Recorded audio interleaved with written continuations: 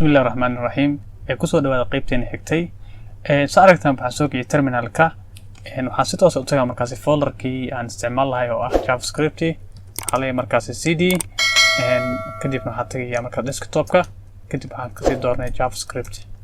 okay kadib waxaan ku furayaa markaas waxa lagu magacaabo Visual Studio Code aniga markaas qoray code kadibna xalay dot ayaa leeyahay second kadib waxaan noo soo kici doonaa markaas insha Allah Visual Studio Code kana ayaa noo soo kacay okay saaragtan baadanka bidix waxaan ugu soo muuqda markaas Visual Studio Code ayaa meeshaasi nagu soo muuqday okay sidoo kale waxaan u baahanahay markaas Google Chrome inaan soo kicino si markaas oo aan ugu soo bandhigno markaas solka okay arrays ayu hay balse markaas waxa lagu magacaabo objectives okay file cusub ayaan sameynaya filekaas waxaan u bixinayaa markaas objects.js ayaa leeyahay maadaama fileka js uu yahay ama javascript uu yahay js extension waa inuu u dambeeyaa okay tan xigto waxaan sameynayaa indexkaas ayaan ku xirayaa fileka markaas aan abuuray waxaan bedelayaa kii hore markaas array ahay waxaan ku bedelayaa markaas objects ayaan ku bedelayaa okay sifale qaybtan ayaan iska xirayaa click ayaan siinayaa kadib kan waxaan rabaa pagekan html-ka inaan ku soo kiciyo wax lagu magacaabo live server waxaan taabanayaa calaamadda hoose markaas ku qorantay go live ayaan click siinayaa saaragtan inta waxa ka soo muuqday markaas JavaScript oo ah qoraalkan ayuu aqrinayaa markaa waxaan tagayaa markaas qaybta developer toolka anigoo taabanaya saddexdaas calaamadood kadib waxaa leeyahay more tools kadib waxaa leeyahay developer tool ayaa tagayaa inta markaas sameeyo saaragtan qaybtan waxa ka soo baxay markaas console-kan ayaa noo soo baxay laakiin waxyaabo yar ah ku qoran markaas error markaas hore uu qornay errorkan iska baabi'in karna waxa leenahay markaas clear ayaa leenahay fashakaas ayaa sheegayna kadibna enter ayaa leenahay qaabkaas ay u baabi'i kartaa dib malahan iyadoo ku qoran waa si isticmaali kartaa wax weyn maahan okay maadaama cashirkeena maanta uu yahay wax lagu magacaabo objectives waxaan baranayaa markaas objects qaabka loo isticmaalo hal tusaale arkay tusaalahaas waxaa leenahay markaas waxaan abuurayaa markaas object waxaa leeyahay variable lagu magacaabo school okay schoolkan object markaas sameynaysid sida markuu sida normalka markaas lagu magacaabo variable-ka okay variable-kan waxaan ku dhex abuurayaa markaas calaamadaas ayaan furayaa calaamadaas gudaheed markaas waxaan ku dhex qorayaa properties okay objects-ka tusaalahan ka soo qaad objects muxuu yahay object waxaan dhigi karaa tusaalahan cup markii aad sheegtid cup ama glass aad sheegtid ama waxaad sheegtid bakery qabase u yaqaan markaa okay cup wuxuu leeyahay astaamo ayuu leeyahay lagu garto astaantiis maxaa ka mid ah wuxuu leeyahay color okay cup wuxuu leeyahay color inuu cadaan ama gaduud ama madow inuu midab ka mid u noqdo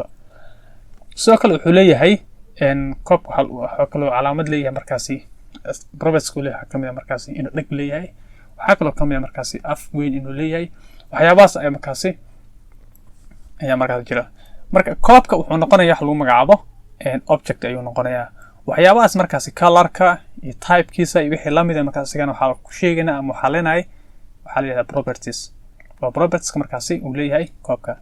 okay aniga tusaalena usoo noqono tusaalena waxaa dhahan school waa object okay objectgaas wuxuu leeyahay astaamo lagu garto schoolka waxaa jirta waxyaabo lagu garto haddii uusan leen waxyaabahaas markaas uusan ahayn school uusan ahayn maxaa ka mid ah markaas schoolka waxa qasab inuu markaas magac leeyahay school haddoo magac lahayn school maahan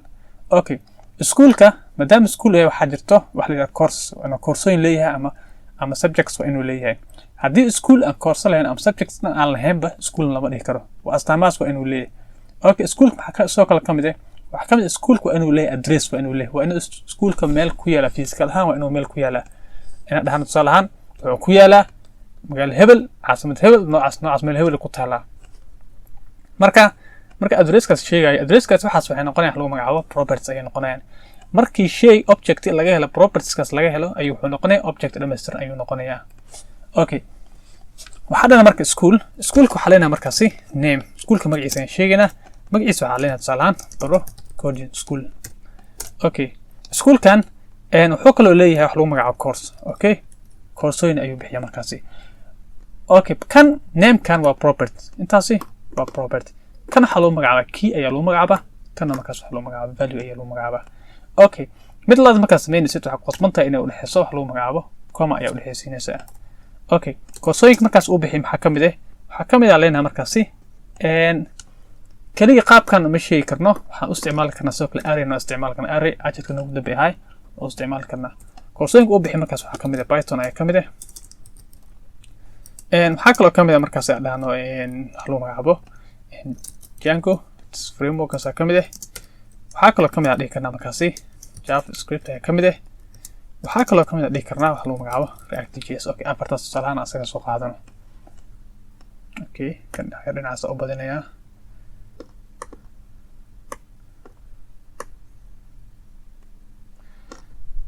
okay waxaa dhahna markaasi iskuulkan magaciisa waxaa lagu magacaabaa markaasi waxaa lagu magacaabaa Procoding la yiraahdaa koorsooyinka markaas uu bixiyo iskuulkaas waxaa ka mid ah koorsooyinkaas meesha ku qoran ayaa ka mid ah okay sidoo kale wuxuu leeyahay address ayuu leeyahay ama meel markaasi loogu soo hagaago ayuu leeyahay okay address waxaa leenahay addresska markaa dhahna addresska waxaa soo hoosgala waxyaabo badan oo ah city ka mid ah streetka ka mid ah stateka ka mid ah mobile number ka mid ah email ka mid ah website ka mid ah waxyaabo badan markaas addresska ayaa soo hoosgalaya okay maadaama propertygaas waxyaabo badan ay soo hoosgalayaan waxaa sameyn karna wax lagu magacaabo nested haddana object ina object si dhex gelino qaabka ayaa sameyn karnaa maadaama kan object school uu ahay addresskan haddana waxaa leenahay wuxuu sii leeyahay asina astaamo kale properties kale ayuu leeyahay okay maxaa ka mid ah astaamaha uu sii leeyahay markaasi waxaa ka mid ah city okay city waxaa leenahay markaasi muqdisho ayaa leenahay sidoo kaleeta wuxuu leeyahay wuxuu leenahay street sheegina street maxaa leenahay okay somewhere okay sidoo kaleeta waxaa leenahay marka city city oo aan sheegay waxaa baahan marka state kana sheego state waxaa leenahay markaasi banaadir okay meeshan hadda maxaa kaga soo baxay waxaa kaga soo baxay waxaa aragnay saddex shay markaas oo kala duwan oo property saddex nooc oo property aragnay marka kan waa property iska caadi ah name oo markaas aan dhahna Procoding sidoo kale property kale oo aragnay muxuu yahay waxaa dhan key kadibna key value maxaa ka dhigay value maxaa ka dhigay markaas wax loo magacaabo array ayaa ka dhignay array ay noqon kartaa okay mid xigto waxaa dhahan address na dhahnay address kan properties wuxuu noqon karaa object kale ayuu soo noqon karaa waxaa laga yaabaa mararka qaar markay inta xataa asigoo taagan haddana object kale meeshaas kasii furma ayaa macquul ah waa dhici kartaa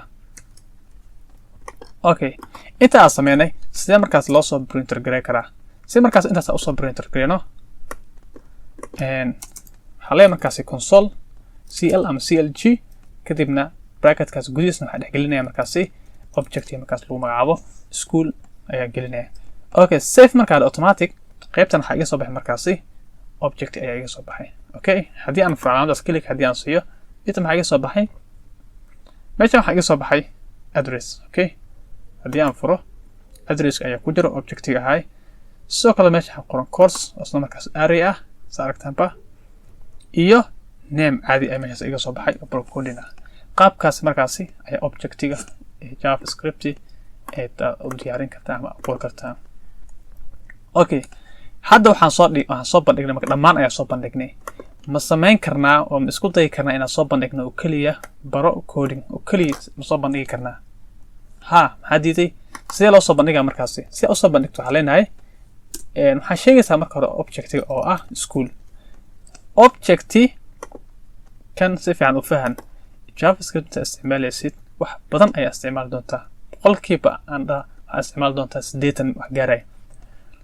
school markaa dhahdi properties markaas adiga aad rabtid inaad sheegtid marka hore object ayaa sheegaysaa kadibna waxaa leedahay dot kadibna property ayaa sheegaysaa okay school markaa dhahay dot ayaa leeyahay dot markaa dhan meeshaan maxaa ka soo baxay intaan waa properties mujeeda inaa address sheego ama course inaa sheego ama name inaa sheego ma sheegi kari city ma sheegi kari sababta city iyo school waxaa u dhexeeyo address ayaa u dhexeeyo waa inaa address sheegaa kadib aa city sheegi karaa markaas okay dot waxa macnaha maxaa property address property address waxaa leeyahay name okay kan comment iska saaraa okay property name hadda markaan save dhaho waxa ii soo baxay magacaas markaas Procoding ah okay waxaa si toos u tagnaa objectigi kadib waxaa kasii dooran nameka okay coursekan casharkan markaas ugu dambeeya waxaa soo baran wax loo magacaabo array ayaa soo baranay ma isku dayi kartaa in aad soo bandhigtid wax loo magacaabo JavaScript oo keliya inaad soo daawacdid ma isku dayi kartaa okay fadlan kan exercise ayuu noqonayaa isku day videoga hal mar post dheh waxyaraan ku siinaa Janice yar isku day haddii aad samaysid waa alxamdulilah, haddii aadan samaynin waa alxamdulilah, isla samaynayna markaas. Okay, sidee markaasi javascript usoo bandhigi karnaa? Horta sidaa ognahay markii la fiirinayo array waxaa dhahnay kan ugu hore waxaa ku magacaaban indexka koowaad waa index 0, kan 0 ayuu taagan yahay, kan wuxuu u taagan yahay 1, kan wuxuu u taagan yahay 2, kan wuxuu u taagan yahay 3. So marka javascript waxay u taagan tahay 2, taas madax ku hay. Okay, mar walba waxaan sheegaynaa si property-ga course oo access gareeyo object ayaan sheegaya. Marka object-kaas oo ah school dot ayaa leeyahay, waxaa ka dooranaya markaasi property markaas lagu magacaabo course. Okay, course markaa sheego, okay, course ayaa leeyahay, course markaa dhaho waxaa ku qasbanaya maadaama meeshaasi ay tahay array ay tahay. Meeqa array ayuu leeyahay? Arraygan oo keliya waxaa leenahay markaasi hal ayuu leeyahay. Okay, ma dhihi kara markaasi dot maadaama kan aan kusoo sheegnay 2 aan kusoo sheegnay dot 2 ma dhihi karno. haddii aan dhahno maxaa dhacayo? Okay, waxaa ku soo bax error, syntax error. mujeeda horta dotkan meesha galay asaab hoos ka xariiqay waa khalad, ma samayn kartid. waxaa leedahay markaasi okay, maadaama array uu access gareynaysid markaasi kan wuxuu noqonayaa marka index 1 maadaama array koowaad uu yahay. haddii array labaad uu lahaa lahay index 1 ayuu noqon lahay, 2 3 qaabka u socolahay. maadaama midka koowaad uu yahay waxaa leenahay markaasi index 0. okay, index 0 markaa dhaho hadda safe aan leeyahay waxaa noo soo baxay markaasi python. mujeeda python ay meeshaas ka soo muuqanayso. okay, laakiin anaga maxaa rabnay inaan soo bandhigno javascript aan rabnaa. see javascript soo bandhigna markaasi waxaan dhahnay 2 ayaa qoran maadaama kan 0 uu taagan yahay, kanna markaas uu taagan yahay maxaa lahay uu taagan yahay 1, kana uu taagan 2. waxaa soo baxay javascript ayaa soo baxday. okay, javascript ayaan soo saarnay. samayn karnaa markaa inaan soo saarno banaadir markaan soo bandhigi karna. fadlan isku day simple waaye. waxaan soo sheegnay markii aad kan access gareynaysa hoose waxaa qosban tahay mar walba waxaa sheegaysaa school ayaa leedahay, kadibna property ku xiga ayaa sheegaysaa, kadibna property ku xiga ayaa sii sheegaysaa. okay, property school ayaan sheegayaa, object school ayaan dooranaya. marka school dot markaa dhaho waxaa ii soo baxay ilaa 3 property. aniga property aan u baahanahay muxuu yahay? waa address. okay, address markaan doorto dot ayaa leeyahay. haddana waxaa ii soo baxay property markaas address uu leeyahay oo ah city ama state ama street. banaadir maadaama state ay tahay waxaan dooranaya marka state ayaan dooranaya. okay, kadibna safe ayaa leeyahay. qaybtan waxaa ii soo baxay banaadir. inta waxaa ka soo baxay javascript maadaama console-kana weli comment aan saarin. okay, hadda aan ku celiyo maxaa ii soo baxay banaadir oo kaliya ayaa ii soo baxday. okay, waxaan isla baranay markaasi qaabka object loo qoro. waxaan kaloo isla baranay objectkaas haddii array dhexdiisa ku dhex yaalo si array markaas lagula soo baxo. waxaan kaloo baranay object ku dhex jiro markaas sidii lagula soo bixi lahaa.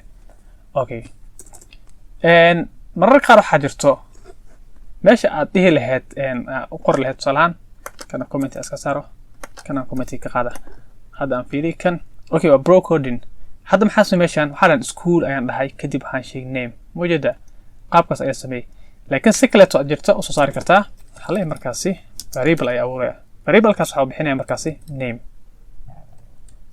equal waxa lay markaasi school. okay, kan markaan equal kan u jeedid ma ahan assigning maahan oo qiimihii schoolkaas objecti schoolka dhammaan ayaa markaas waxa ku wareejinay name ma ahan, laakiin waxay tahay ka soocid. macnaha waa kala soo baxnay objectgan ayaa markaasi waxaa kala soo baxnay oo kale name ayaa kala soo baxnay. marka kan waa macnaha qaabkan aan qoray hadda qaababka cusub ee javascript markaas modern javascript ay leedahay. hadda haddii aan soo bandhig markaasi console.log name oo keliya kan comment iska saaro safe leh maxaa ii soo bax weli bro coding ayaa ii soo baxday.